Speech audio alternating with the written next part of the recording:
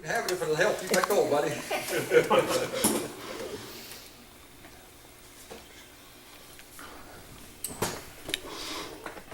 Hi, my name is Michael Blanchard, and I'm running for City Council here in Gardner. I wanted to start by thanking the VFW and the Gardner Grange for hosting these events. It's been a great opportunity to be able to get in front of everyone and meet a lot of people that I haven't had the chance to meet yet. And without you guys and your service to the community, things like this wouldn't be possible, so thank you very much. I'd also like to thank my wife, Kathy, for coming. She's the third best thing that has happened to me in my life, but she is responsible for the first two. So without her, I wouldn't be able to participate and do all of the things that I get to do in Gardner. I thank you so much for giving me those chances. I first moved to Gardner in 1996 with my family. I met my wife here. We purchased our first home here. We decided it was time to start raising a family. We wanted to do it here because we both loved Gardner. I started my business about 5 years ago, and when I did that, I started getting more involved in the community and participating in other organizations and events. I joined the Gardner Rotary Club. Last year I had the honor to serve as president of the Rotary Club. I'm on the board for Festival on the Trails. I'm a current member of the Gardner-Edgerton Chamber of Commerce, the Spring Hill Chamber of Commerce, and the Wellsville Chamber of Commerce. I'm on the Street Sewer Sidewalk Committee, the steering committee for the downtown corridor planning. I've been able to participate in the city's Make a Difference Day on multiple occasions and volunteer and serve with a lot of different organizations who make this community what it is. And I cherish those things and those opportunities immensely. And it means a lot to me to get to participate and meet all of the people I've gotten to meet through those different activities. Almost 2 years ago, I graduated from Gardner U, which is a citizens academy that gives us people the chance to go in and learn about the city of Gardner and hear from the different departments and the staff that make our city what it is. And when you hear the pride and them talk about the accomplishments and the things they do, you can't help but, I couldn't help but get inspired to start participating at a different level with some other events. And so I started paying attention to what was going on at the council meetings more and looking back at the different things in the history of Gardner. And there's a common theme that we've had a lot of really good people who have worked for our city, who've done a lot of really great things. And watching that just made me even prouder to be a part of the community and wanted me to, made me want to get more involved and maybe look at it from a different level. Honestly, I honestly I never pictured myself being here asking for your vote on November 7th. I've always enjoyed politics. I've liked watching politics. I like talking about politics with my friends, but I never pictured myself as being a politician or even going to try and do something like that. It wasn't ever my intention. But when I started watching after Gardner U, I was really disappointed in a lot of things I saw. And quite frankly, I found a lot of it embarrassing. I've lived here for almost 20 years, and I don't believe for one second that the actions and the things that we see take place represent our community or who we are as people who call Gardner home. You look here today, and you see only one other candidate who's running for this position that's here. A lot of people are going to want to know why. And quite frankly, I'll tell you, if you talk to me after the last candidate forum, I was pretty honest that I didn't think they were going to show up for a third one. At one point during the last forum, you could see people getting visibly upset with their answers, and a woman blurted out that one of the comments they made sounded anti-small business. Well, it was. And the things that they are a part of don't represent what we are as a community and who we are as citizens of this town. We learned recently, or I learned recently, that Councilman Melton, who is one of our local Facebook celebrities, is the reason that they're running to begin with. He asked them if they would run because he wanted people he could trust. Well, I want to know, what does that mean? People that you can trust. So do we get to look forward to 4 more years of the exact same type of behaviors, the same type of attitudes, the same type of disrespect to our community and to our citizens? Because I feel like that's probably what we're going to get. If it wasn't for this forum, well, not this specific one, but 2 forums ago when the question got asked, have you attended city council meetings? They had not. They didn't start attending those meetings until the question got asked right here at these forums. So when people say, and they mock it and say that these forums aren't important, I would argue that it is. You could say attending city council meetings doesn't make you ready to represent the community and doesn't mean that you'll do a good job. But it does show that you care and that you're willing to take the time to do it.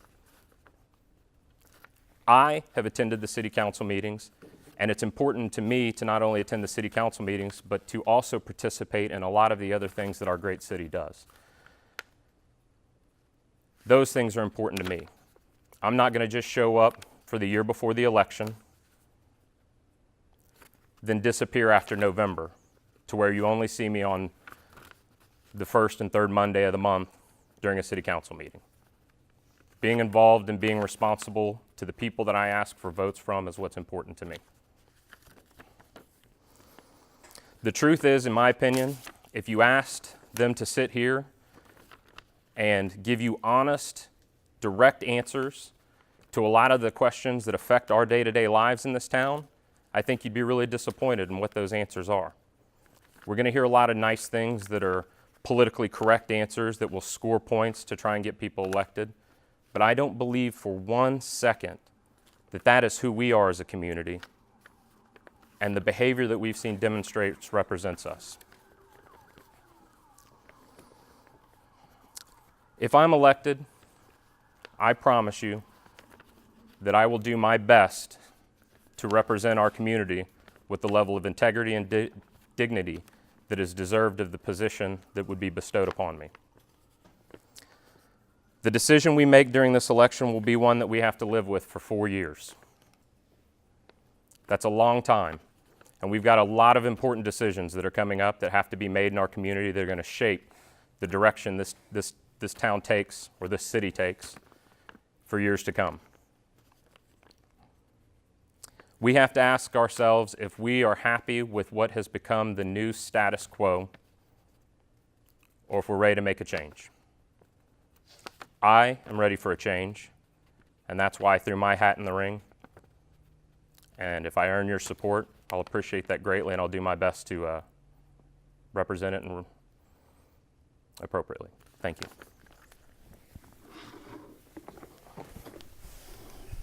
Well, that was good. And I probably should have gone first. My name is Randy Gregorcyk, and I've been in Gardner, Kansas for just over 10 years. I've been married to my wife, Kara, for just over 12. We have a 5-year-old. We've had her for 5 years. And we love to call Gardner home at the end of the day. A couple of you guys I've seen door to door. Matter of fact, all of you. And it's been a real blessing to have a wife and a child that supports me every day, Monday through Thursday, and for 6 to 8 hours on a Saturday to get out and knock on your door. So I really appreciate that, Kara. A little bit about my, I guess my history here in Gardner. As I said, we moved to town about 10 years ago. I got involved in politics when a small minority of people kicked Burlington Northern Santa Fe out of town. It just really made me scratch my head and ask, why in the world would a small group of our community kick such an opportunity out of town? So what I wanted to do is just kind of give you a brief history of kind of what I've done the last 6 years. I started out with the sign committee. Again, Burlington Northern Santa Fe and the de-annexation got me involved. So I started out the sign committee, then I transitioned over to the electric utility board. Then I found myself in the advisory committee, economic advisory committee, and then in the economic steering committee that is supporting the downtown corridor program. Then I was asked by a couple of our police officers to attend the Citizens Police Academy, which I had a blast. And I'm so happy that we passed the new police station just a couple of months ago, so that our men and women in blue can have a brand new facility to work in. I also think that would help with recruiting. The other part of the Citizens Police Academy that I enjoyed is I got to throw some lead down range, and that was just a lot of fun to get the coaching from the officers and create that camaraderie. I also attended Gardner U, which was, as Mike said, it was eye-opening. I'd been involved through committees and indirectly with the city for many years, but really understanding kind of what was behind the curtain and how they moved things through that process was very, very interesting and enlightening, and I learned a lot. The last thing I wanted to talk about was I was appointed by Dave Dravetta, and I served for about 9 months.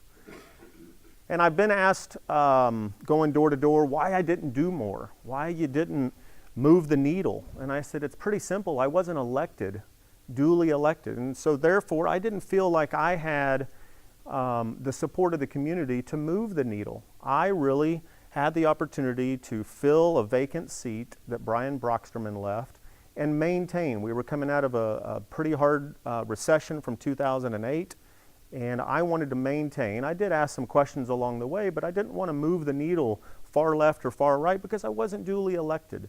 And I think that's important to say here this evening. Ladies and gentlemen, myself and Mike, and it's going to be very easy to pick on the other two, but I'll just say this for the record. This is our final interview before November 7th. And I want this job. And that job is going to be provided by the number of votes that I get. But this is my final interview today. If I were to do what they're doing and not show up to a final interview in the professional world, I probably wouldn't get the job. Now again, I understand that the votes is where it's at, but this is a final interview. And I'm happy to be here. I would make the time to be here. I'd make the time to be at your door. I'd make the time to take your questions. And I want to just make sure that everybody understands this is a final interview, and that's the story that needs to be told.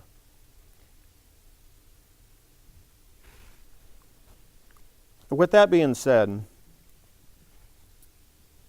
I'm just very passionate about this town. I've been involved in the town before elections, after elections, during elections. I'm involved. The case for me of not being involved is not an issue.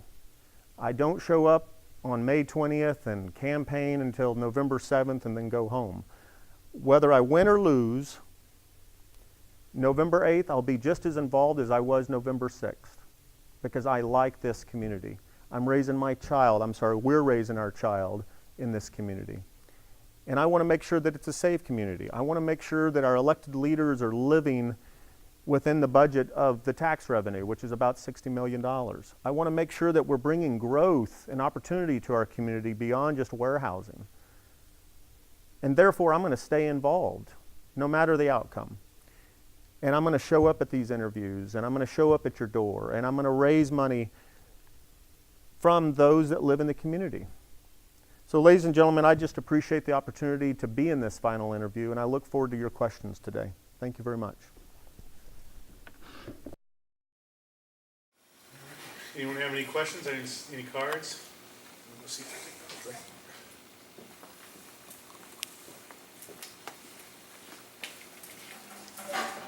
One question. Give me a minute, I'll get through the computer. All right, so the youth programs has been, so since no one else is asking questions, youth programs has been a big issue this time of year. What is it some of the people in Gardner can look forward to that could try to recover from what's happened in the past, and what they can look forward to the next sports season? You know, I talked a little bit about this in the last candidate forum. I coach all of the sports that my son plays in, and so it is something that I take I take to heart. I've enjoyed participating in the Parks and Rec programs. I've enjoyed getting to coach all of the kids and the families that go into making that happen. There's a lot of things that make every league happen. The issue between the city and the school board is one where, I shared the information that I looked up and requested, and I asked one of our elected officials when he told me that I was missing information for that information, and he refused to provide it, which leaves me to believe that I've collected the information I need. And it doesn't look like, in my opinion, the two programs, or the city and the BOE, even tried to work together to prevent this situation from happening. Me and my wife are going to take our son to Spring Hill to play basketball because there is not a basketball league for his age group. That is because the programs were shifted without any discussion or any type of attempt for the two entities to work together. It's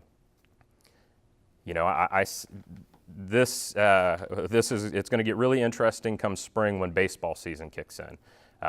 Baseball, I think, is one of the largest participating sports, youth sports that we have in this community. And as it stands right now, the BOE has changed their mind on who gets to schedule the practice fields that are at the school. That has been a long-standing agreement that the city, the Parks and Rec Department, would be allowed to schedule independently activities. I provided that information in the emails that I had. There's a document where it says we will schedule any indoor events. We don't schedule outdoor events. That's changed. So come baseball this year, if you want to take your kid, and the way Parks and Rec's done it in the past, and we'll have to see what they try to come up with moving forward, but if you want to go play baseball, we won't have the scheduled practice time at the different practice fields around the community as we've had in the past, because you may show up and a competitive team or some kids out playing may be using that field, and we no longer have the right to scheduling anymore. That's going to create a lot of movement, depending on how you're going to try and get practices in with your kids. And at the early ages, those practices are extremely important for them to learn and develop good fundamentals. And none of this, the reasoning behind any of this makes no sense to me whatsoever. So at some point, people are going to, the people in charge, the people that we've put in charge of managing the facilities, because that is literally all they are. Every 4 years we elect new ones. None of them own anything. They're going to have to, and I'm, like I said, not intentionally trying to sound mean about it, but they're going to have to wake up and realize that that is the situation. And that's why, like I said, the next 4 years is what we have to live with, depending on the decision we make. So, sorry if that's a way too long an answer.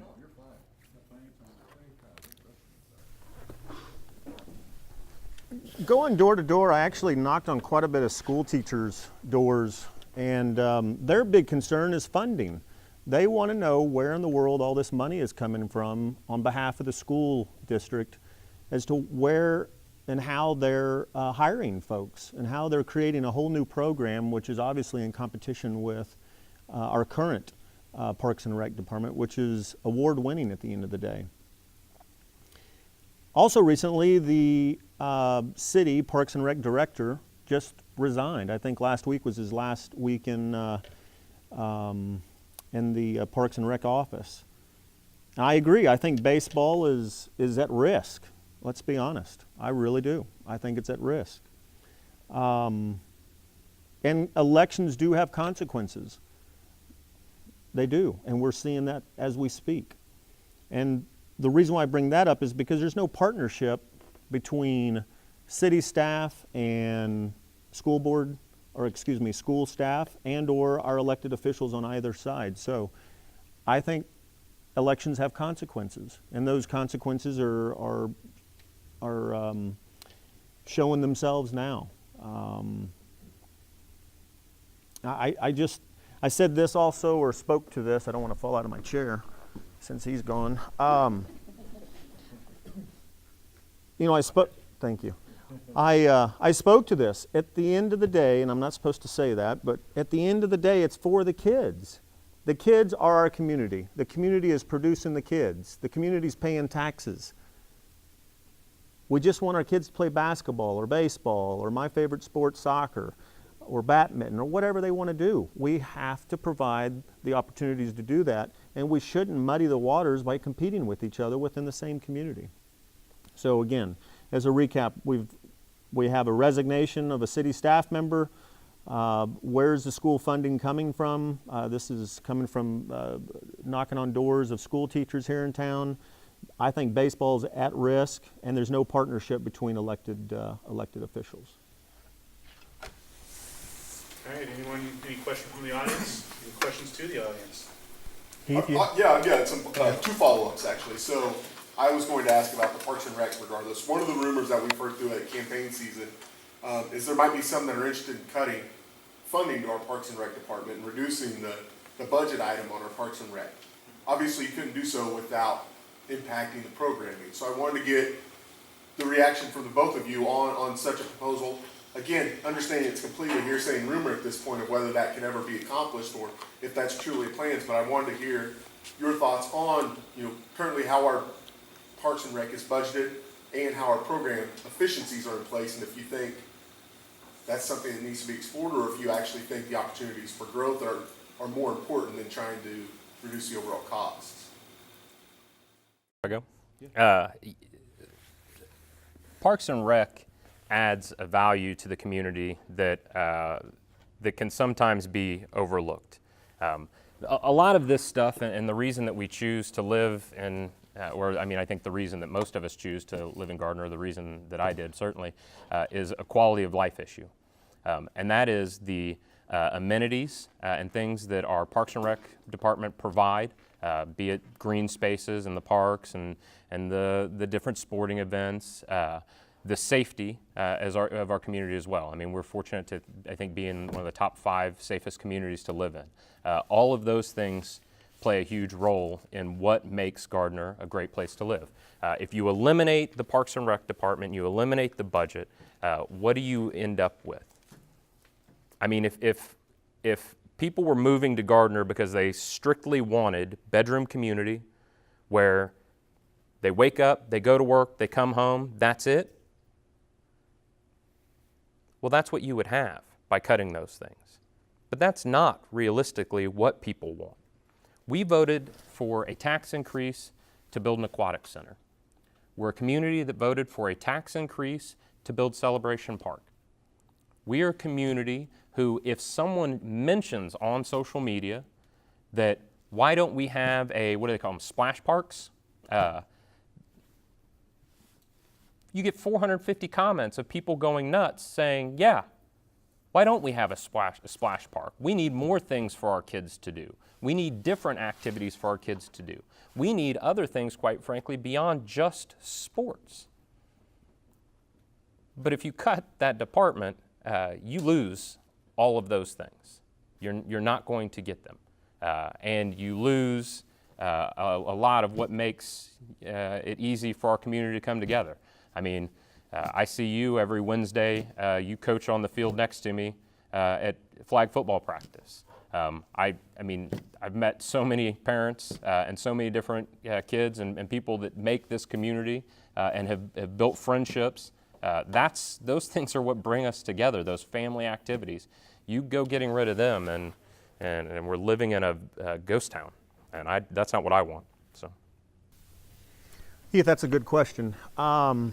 I think the simple answer about cutting budget, I'm against. And the reason why I'm against it is because essentially what I'm doing historically is dismissing the votes all of, dismissing the votes historically, of all those folks that have supported the pool, have supported Celebration Park, have supported all the programs that those votes were in favor of. So cutting a budget for Parks and Rec is preposterous. Back to efficiency, I think we saw the best example of efficiency on our Parks and Rec department's behalf through the wine and beer tasting at the Grand Slam that was held at Celebration Park, that was run by practically all of our staff, Gardner City staff, namely the Parks and Rec department.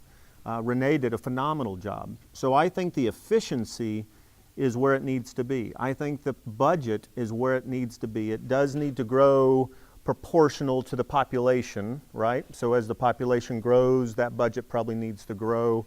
Facilities need to be added, other amenities specific to Parks and Rec.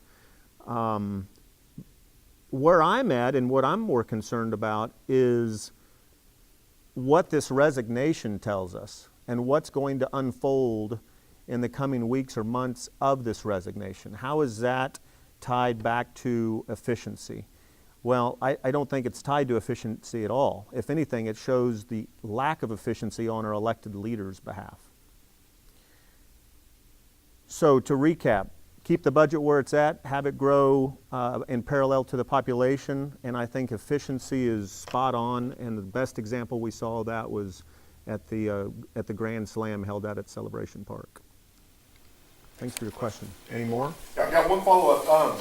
So, and this ties back in, of course, to the one that everybody's familiar with the basketball program. But it also really exposed inefficiencies in communication on both sides.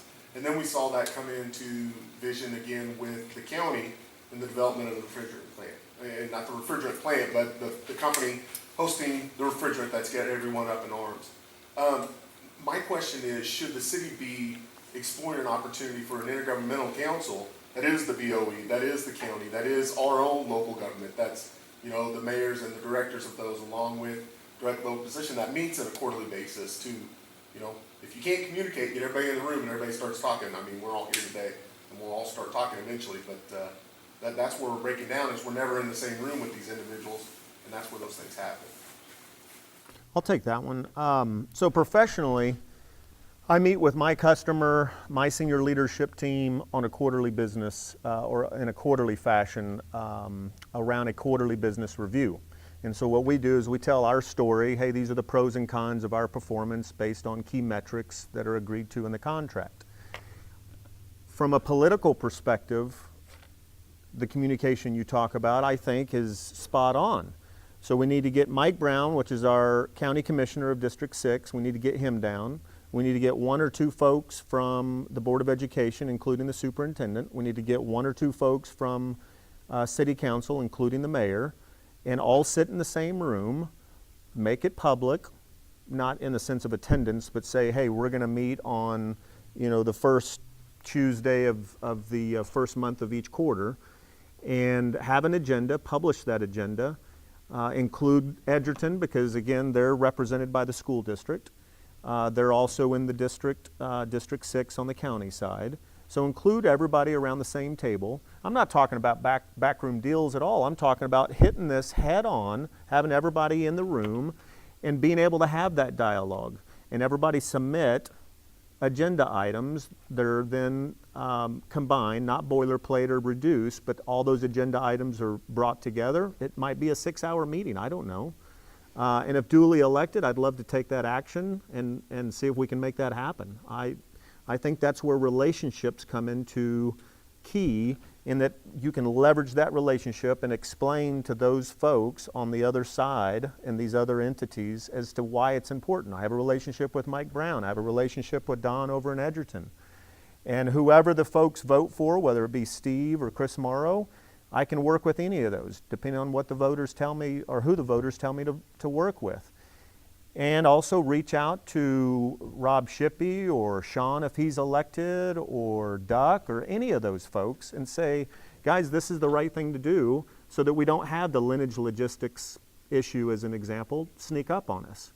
But if we're not going to take ownership of this, then we're just continuing to live in these silos and pointing fingers and lobbing rocks at each other, basically.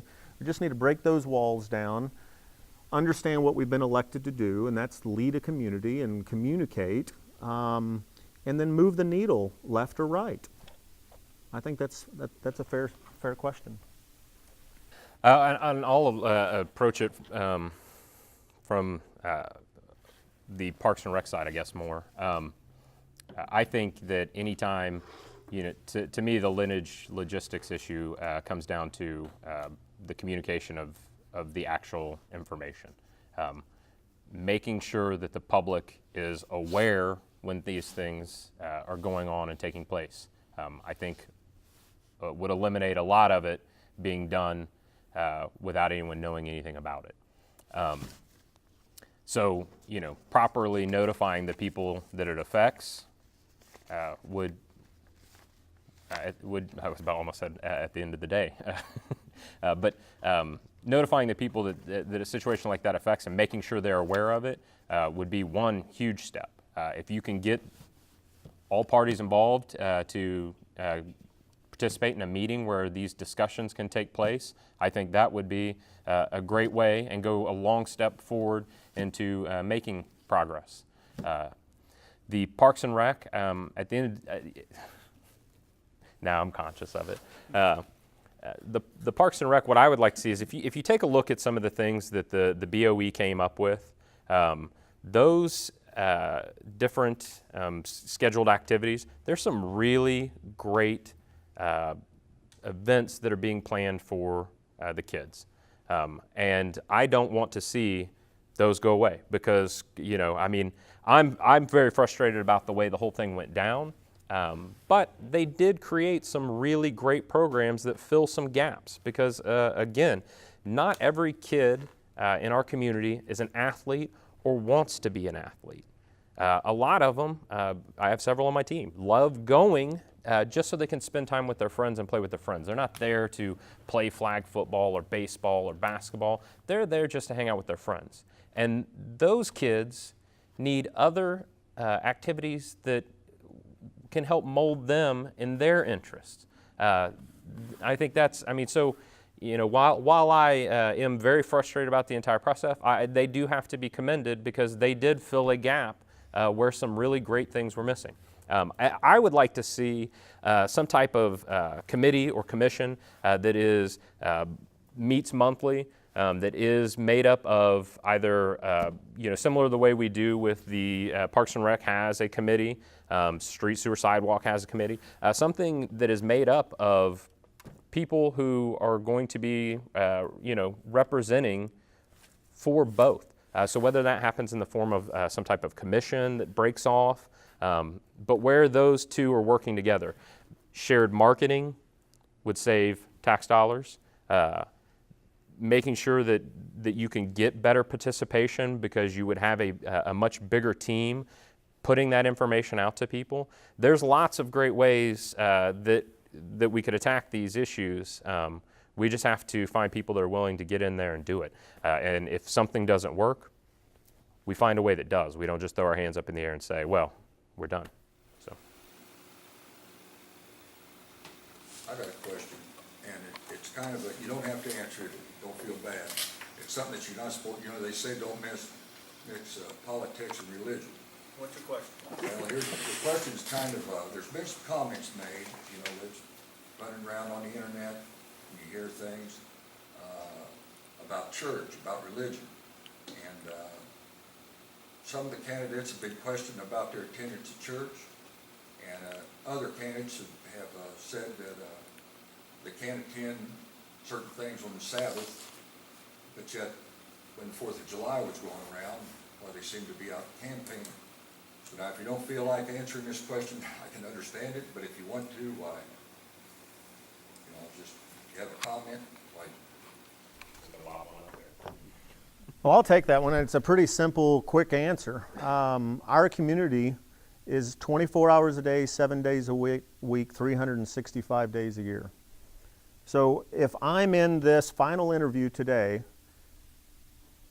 to take that office based on the number of votes that I earn and win, I'm more than happy to work on a Sunday, twice on Saturday, because that's what the community has asked of me. And I still can participate in church. I'm Catholic. We have a couple of masses here in town, or I can drive uptown, Olathe, Overland Park, and go to church out there. Or like my grandfather did, he'd go to church on Saturday at 6, and he was at the pool hall by 7:30. So, he was. But my point is that it's a prioritization, and I think that you can prioritize both of them.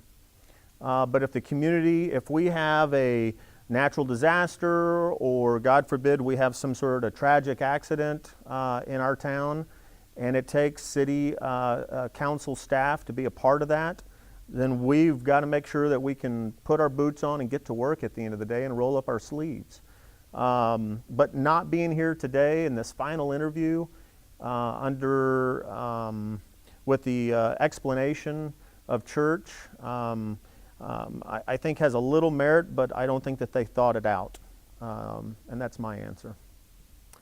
I mean, I said it in my opening, and I don't know either of them on a personal level, so it's not my intention to make some type of mean personal attack against them.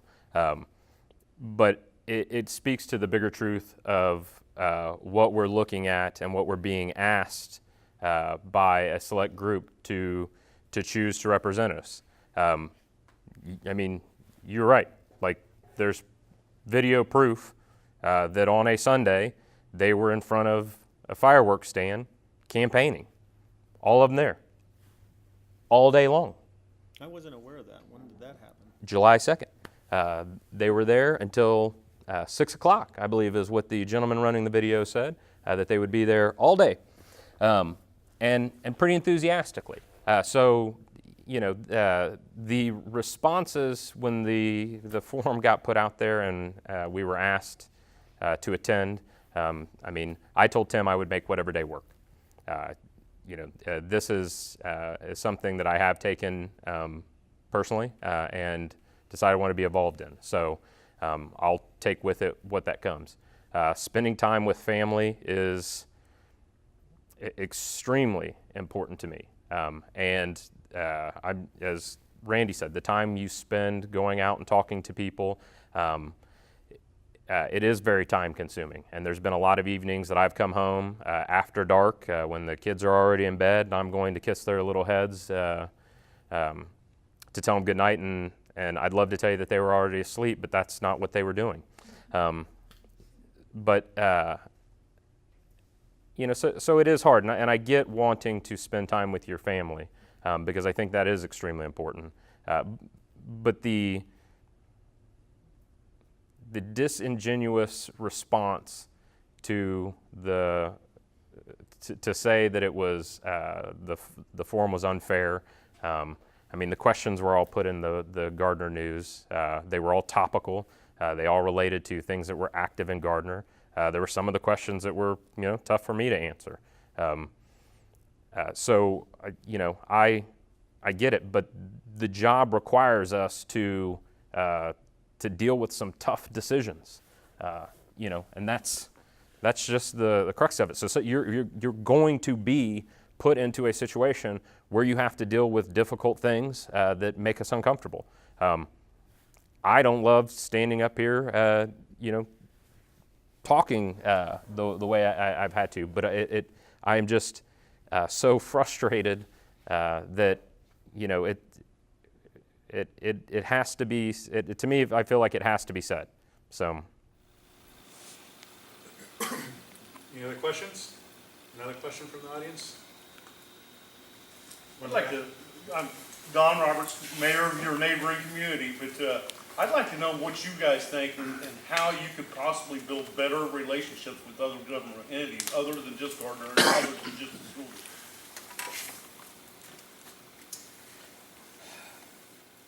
Obviously, that's a a topical question. That goes to one of the things we talked about in the last forum, which is our responsibility, if elected, in how we behave on social media, how we treat other people. Through this process, I've had a lot of people say some ugly things about me online. I personally kind of laugh it off a little bit, but it does affect a lot of the people who know me, and frustrates them to see it. When you're asked to do this job, we're being asked to be a professional representative of the community. If I have to work with Edgerton and the county and the school, then that requires a professional attitude. So if you want to know how do you go about fostering a better relationship, I do that by treating you and the people I would have to work with respect that they deserve. It's not a comedy show. You're not voting for me to be a stand-up politician, a YouTube celebrity. You're asking me to represent you as a community. Our community extends beyond just our borders. That means we have to have a good relationship with Edgerton. We, if we're smart, would have good relationships with Spring Hill, Olathe, DeSoto, because those communities and the things happening in those communities affect us as well. It's about being a professional and behaving like one. And I think that is the approach I would take to fostering a better relationship. I couldn't imagine, sorry, and I'll ramble, but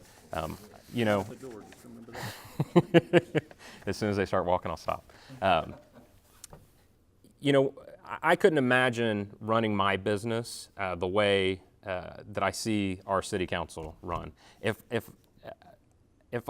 my job is to treat you like my customers, because you have elected me to represent you, so you're hiring me to do a job essentially, and I treated you with the snarky, self-righteous behavior that we see so many times, I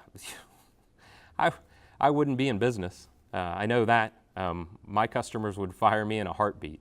And that's why I say the decision we make for the next 4 years is going to be extremely important.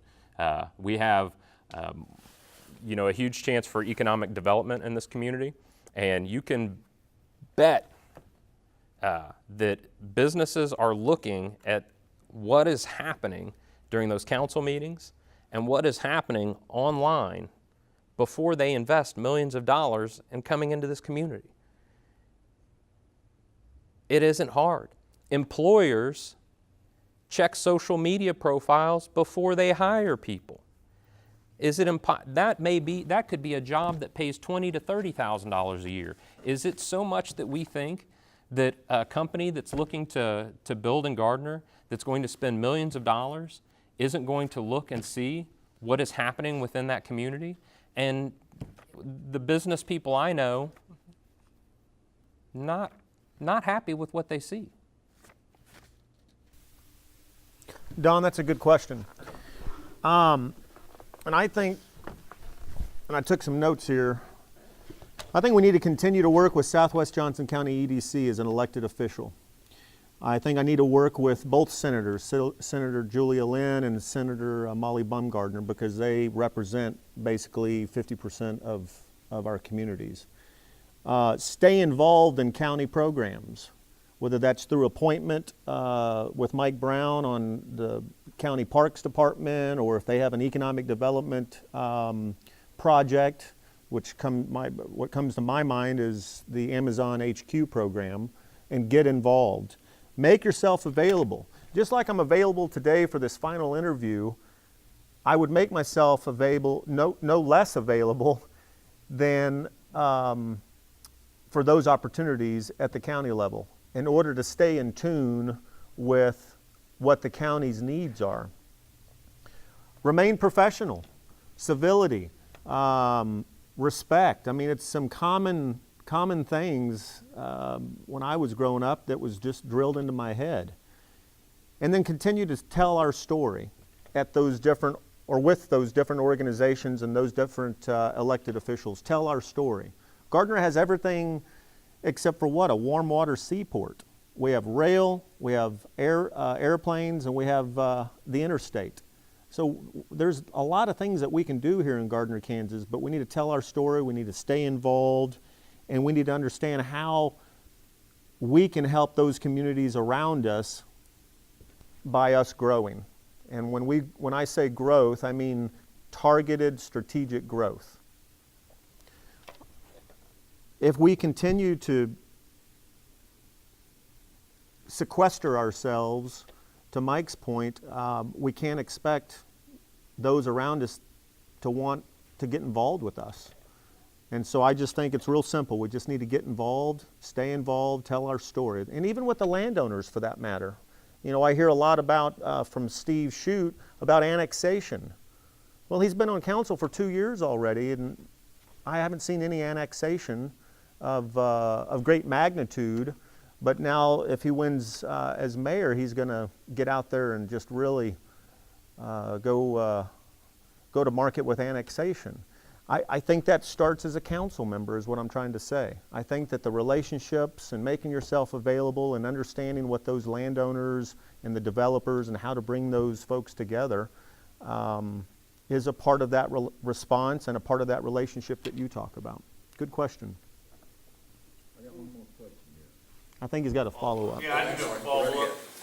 Actually, so I wanted to pinpoint down a little bit. I heard both of you guys talk about economic development and partnerships, and I want to bring up recent activity at Gardner City Council meetings where they're talking about potentially closing 191st Street because of traffic. I personally, and I'm going to tell you this, I see that traffic as an opportunity for economic development. I think there is challenges with that traffic, but I'd like to know what you guys think and how you think you can fix that or not fix that. Close the road, build another road. What is your take on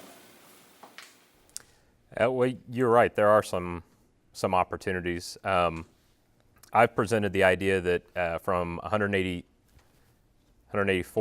that 189th, that there's a road that runs.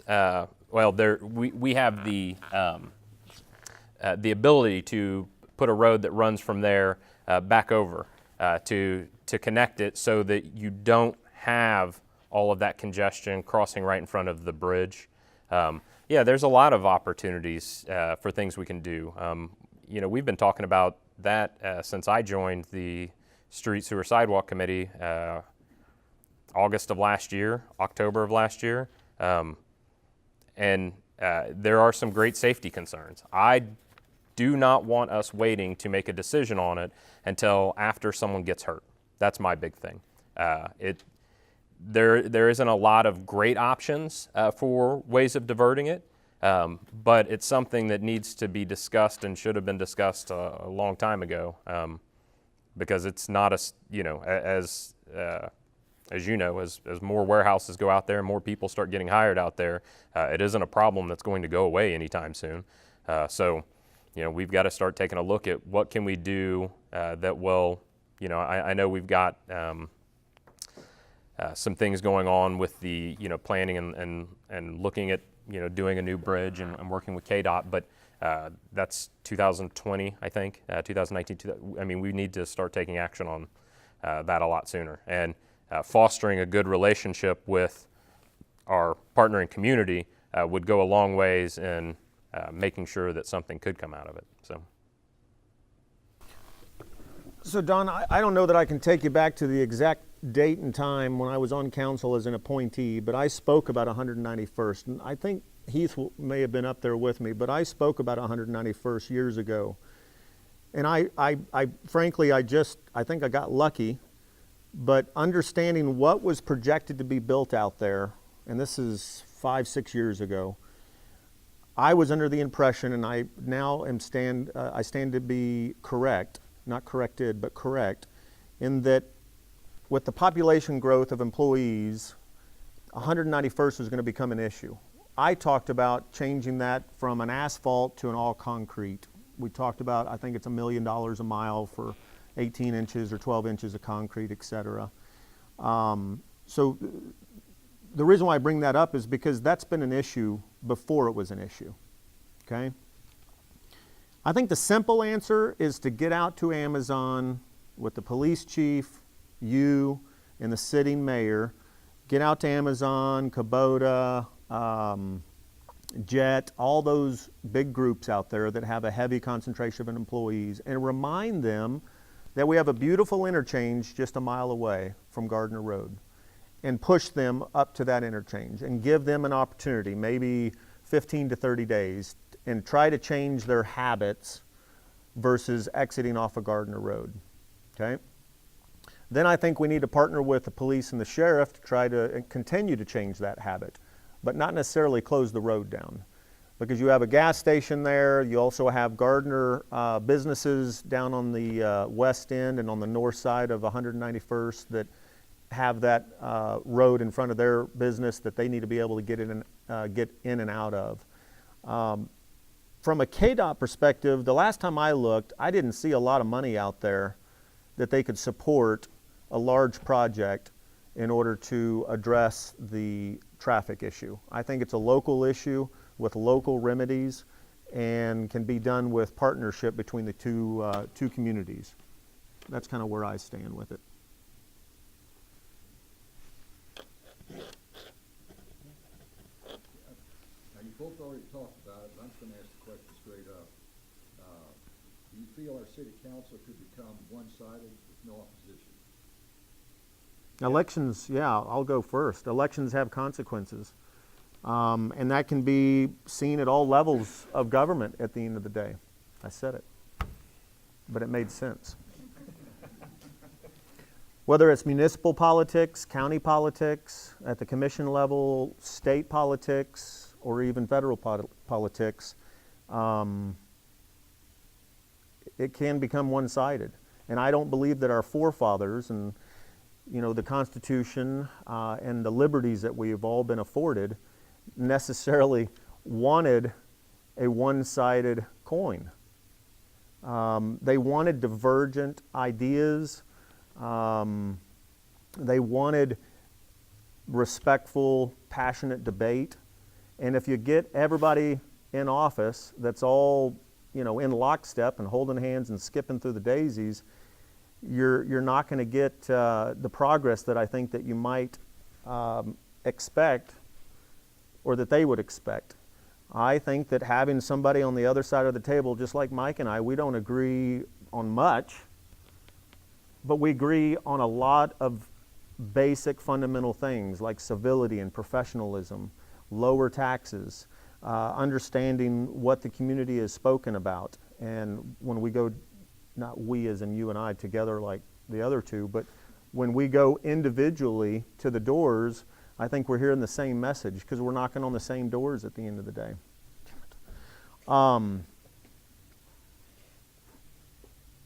But the short answer is no. I really do not believe that we need a bunch of folks that all think alike in the same room. That's just not my idea of progress.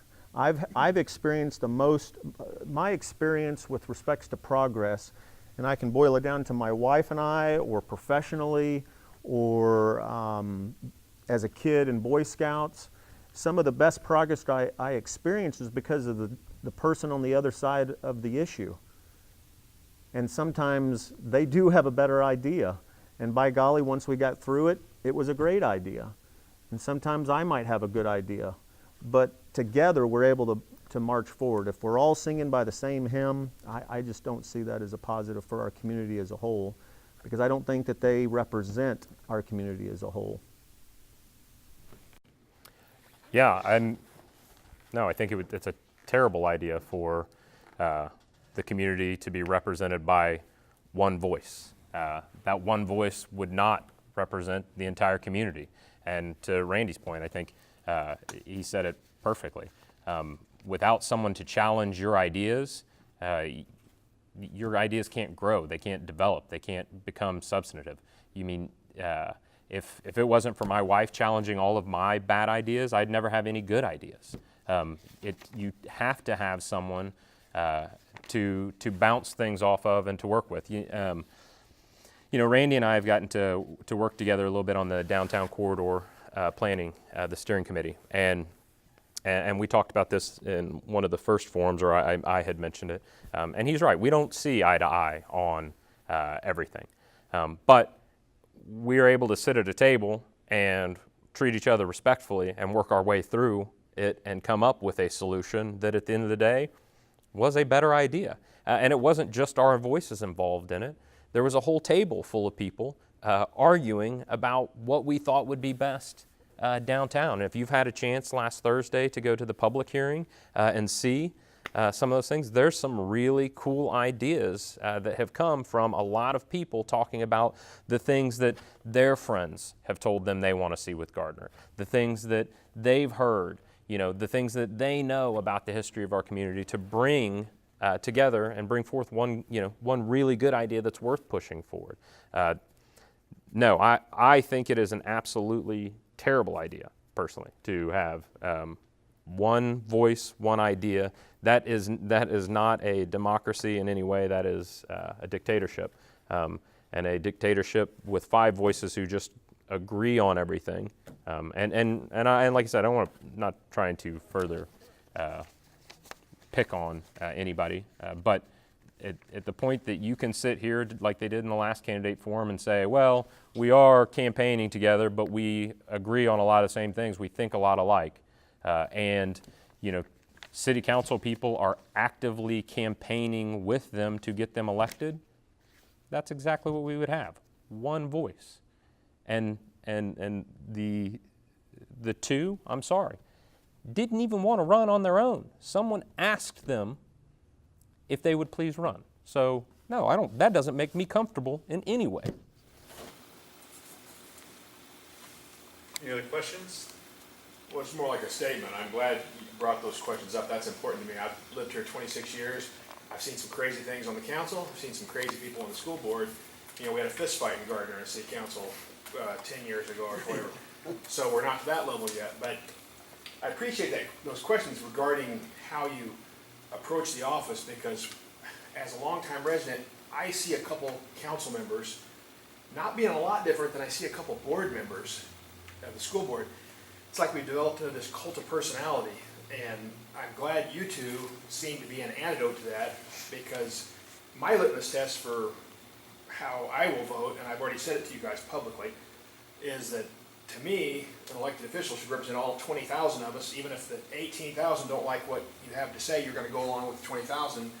And I see a couple of the council members up there now that seems like they have some kind of personal vendetta that doesn't have anything to do with what's best for Gardner.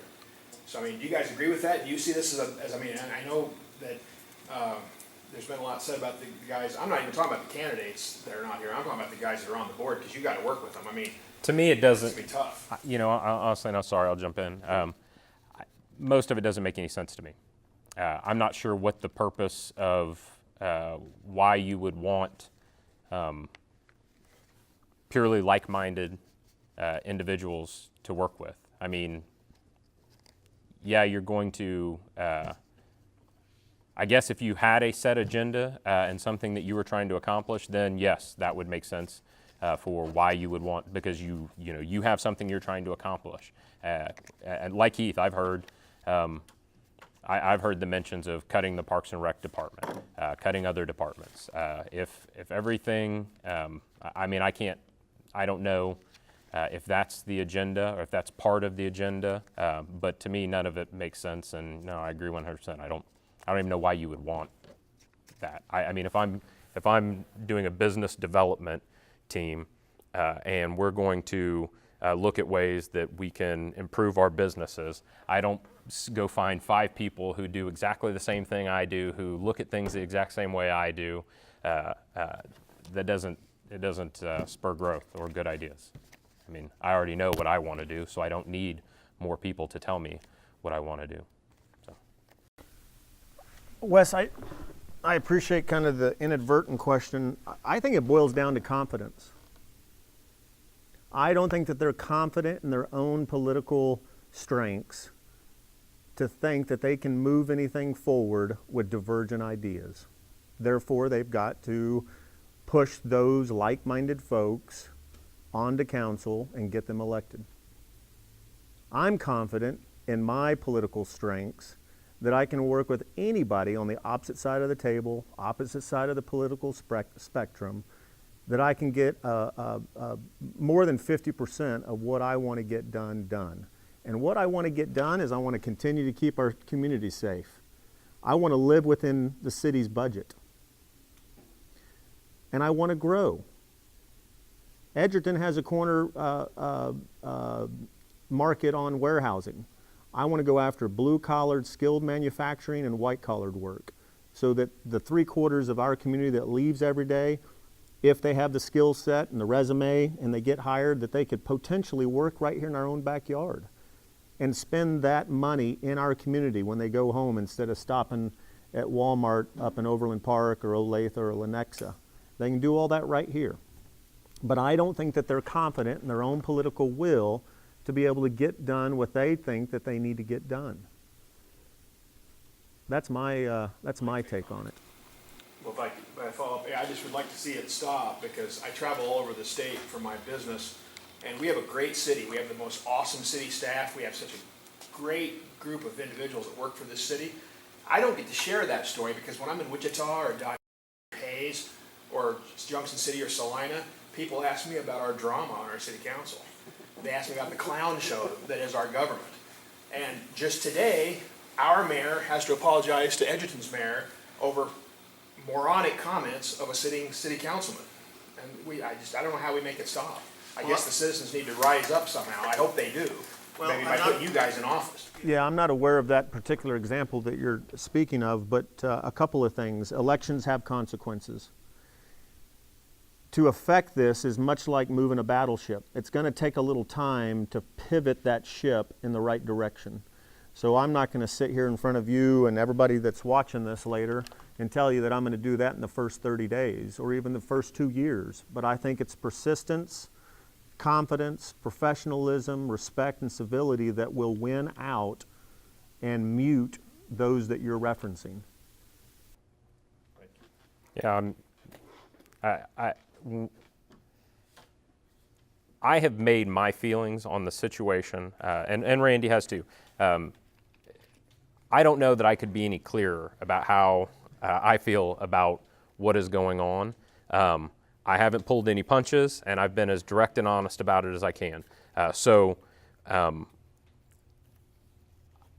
I would say that if I would feel pretty confident that if I get elected, that would be a pretty big voice of people saying, yeah, we're tired of it too. I mean,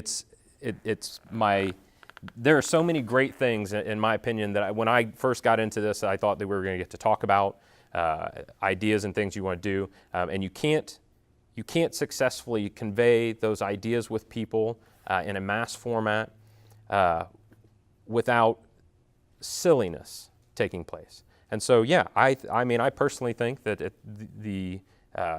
if I get elected, that would be a pretty big and clear voice that says, if you want to get elected in 2 years and re-elected to represent this community, it stops.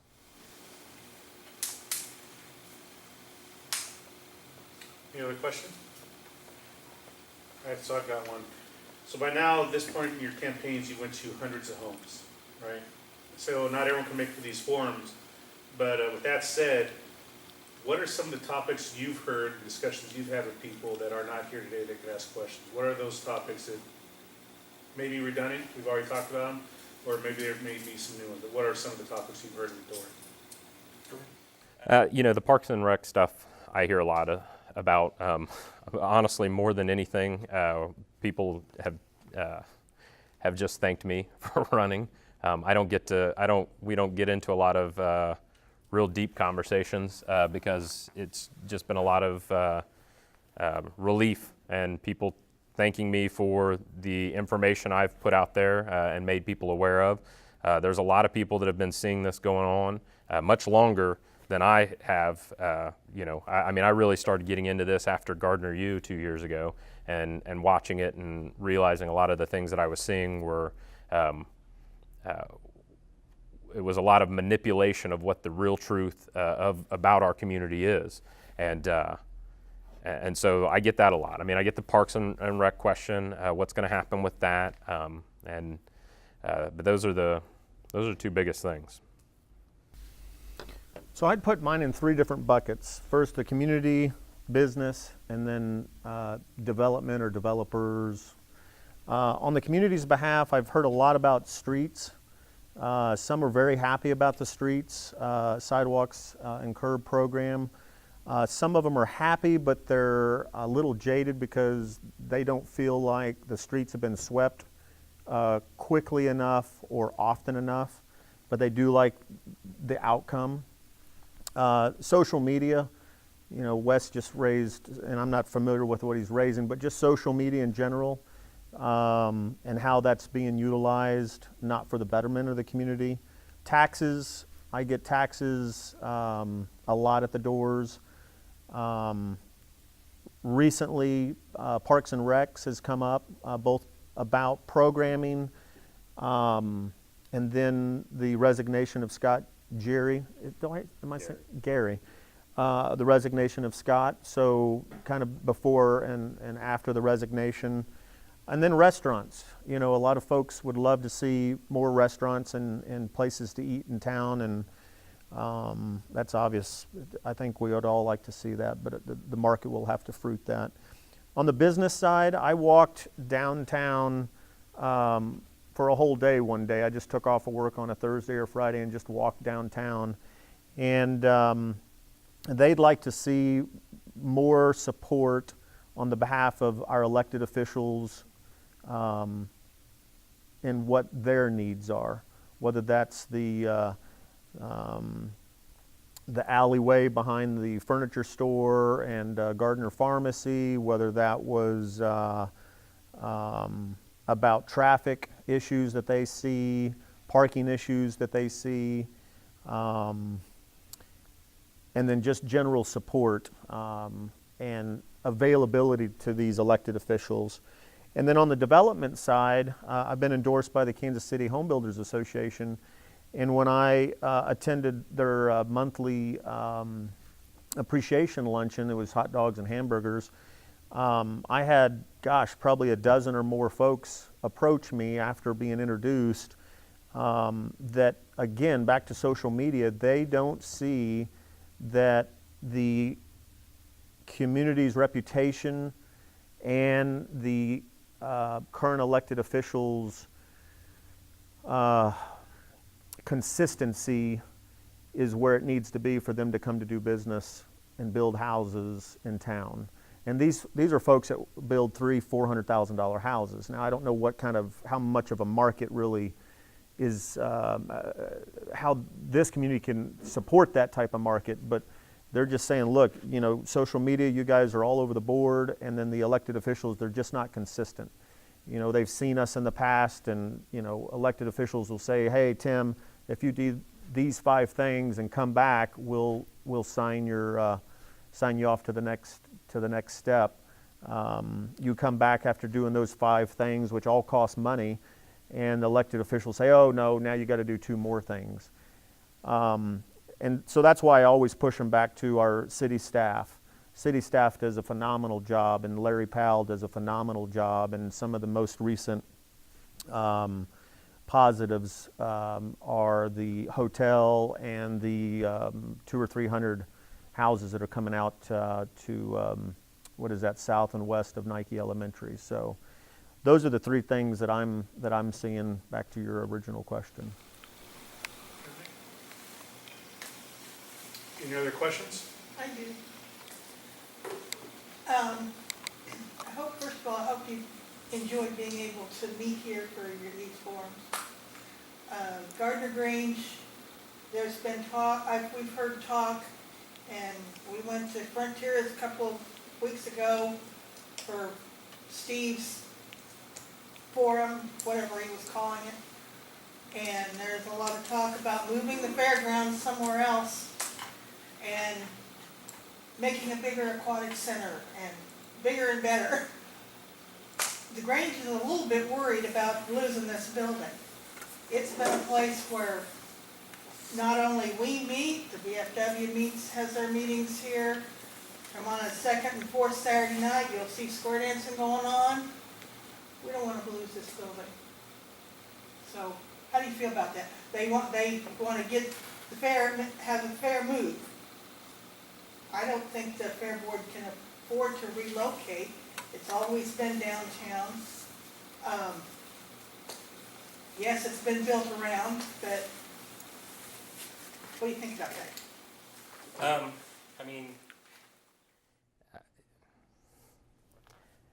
so currently, a lot of that stems from our conversations on the downtown steering committee for the corridor planning, and I don't ever say that in the right order, but there was discussions of working with the Fair Board to move the fairgrounds, or looking at working with the fairgrounds to improve on the facilities.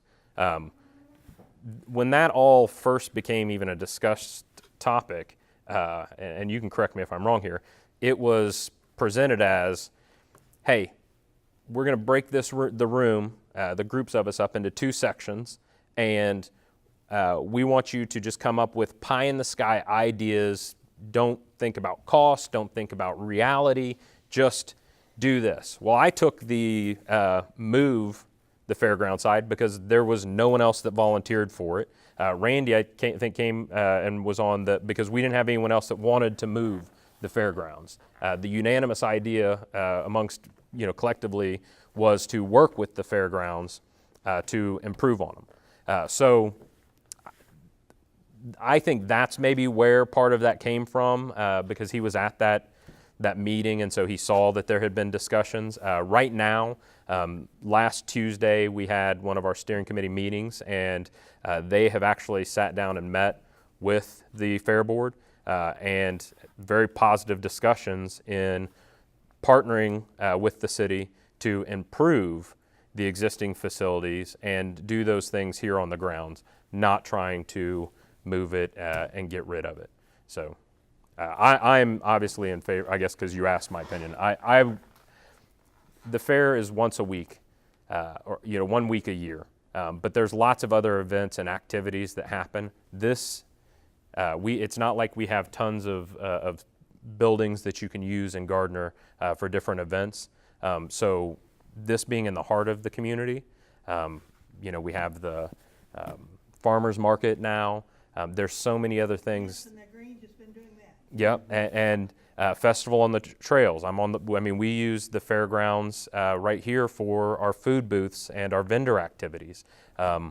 So, having this in the heart of the city, there is a big benefit to that. So, no, I like the idea of figuring out a way to partner and improving on the facilities where they can be improved on, but keeping it where it's at. Yeah, Linda, good question. First of all, congratulations to the recent award that the Grange received, I think, a week ago. I was on the side of moving the fairgrounds so that I could discover and understand what that would really take. And it would be momentous to move it. Now that I've gone through that, to Mike's point, I understand that my original thought of keeping it is even more clear to me. But I had to go through that exercise, to Mike's point, to understand, okay, if we're going to move the location of the fairgrounds, the buildings, what's the cost, what are we going to do with the land, how do we get the word out that it's now located here and not there, and it's been here for decades. So I went through that exercise as a discovery, not as a position. I support keeping the fairgrounds where it's at. I'm extremely happy that the stakeholders had a productive meeting with the Fair Board, and I really see the board and the city partnering and making the facilities more useful throughout the year, such as the Grange, as we're all sitting in it today, but making that those facilities of the fair more useful versus just 1 week a year. What I mean by that is maybe having an outdoor amphitheater or increasing the size of the rodeo arena so that we can have more events than what we have currently. Understanding that we are landlocked and what we need to do to open up some of that land if at all possible. But I'm for keeping the location of the fair. And I also think that we need to do a better job of telling the rest of Johnson County that we have the fair down here in Gardner. You just drive around. I help with parking with Knights of Columbus. No, I get what you're saying, but I mean, it's held in Gardner, and we need to do a better job of telling the rest of the county that the fair is down here in Gardner. When I help out with parking, you know, I just don't see a lot of folks coming from outside of Gardner and this area is what I'm trying to say. We need to tell those up in the northeast part of Johnson County to come on down, and I think that goes back to some of the collaboration we've talked about in getting that. Depends on where the 4-H's are, and there's not as many as there used to be. We also have a 4-H meeting here, and Scouts meet here. Right. And we let them use it as a community service at no charge. Several other groups are meeting here all the time. Right, right. So you have All through the year. Yeah, so you have two candidates that support keeping it moving forward. Good question. That goes into some other conversations we've had in past forums where it's getting rid of things or investing in your community. I'm always going to side on the side of investing in the community. Any other questions? All right, you guys want to give some closing remarks? Yeah, go ahead. You know, I don't have anything prepared. I do want to thank, again, everyone for coming out and listening to us. I know I'm really proud of myself because I can ramble quite a bit. And when I'm going door to door, I think it's a running joke that I average about 45 minutes a house. Because I like to talk, so it's not the most efficient process for me. But I'm just I'm just thankful to have the opportunity to do this, and hopefully I earn your support. And like I said, I promise that if you bestow on me the honor of serving as an elected representative, I will do everything I can to represent you the way you deserve to be represented. So. Well, once again, thanks to the VFW, thanks to the Grange for hosting this. I'm committed to winning this thing, and I'm committed to winning it for all the right reasons. I'm committed to continuing to listen to each of you. And I also feel a little saddened that the other two couldn't make it because you guys deserve that. I'd appreciate your vote November 7th. I'd appreciate your support. I would appreciate your candor and know that I will respond to it in a professional way. And I think together we're able to continue to move the city in the direction it needs to go while continuing to be safe, stay on budget, and find some growth along the way. So again, I thank everybody for coming out tonight. Thank you.